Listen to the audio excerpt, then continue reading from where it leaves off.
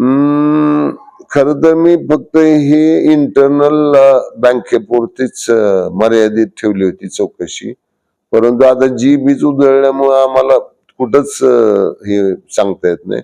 त्यामुळं ह्या तुमच्या माध्यमातून मी सभासदांना सांगतोय की बँकेची परिस्थिती फार अवघड आहे. या लोकांनी आपल्या संबंधितांना बेकायदा कर्ज देऊन आता हात वर केलेले आहेत आणि आता त्यांचा संबंध नाही म्हणून अशी मी त्याच्यात लिस्ट दिली त्यांच्या सिंडिकेटची. 26 कोटी आहेत आणि एवढ्या पुरतं ते मर्यादित नाही. मला सापडलेल्या जे आहेत गोष्टी त्या 26 कोटी, ह्याच्यापेक्षा किती जास्त आहेत ते मला म्हणजे माझा तेवढा आवाका नाही. आणि आम्हाला बाकीच्या सदस्यांनी मदत न केल्यामुळं ते मला सगळं काही तुमच्या पुढे मांडता येत नाही. परंतु प्रचंड अडचणीत येणार आहे ही बँक. त्याच्यामुळे आम्ही तर सेफ राहायचं म्हणून आमचे पैसे काढलेले आहेत.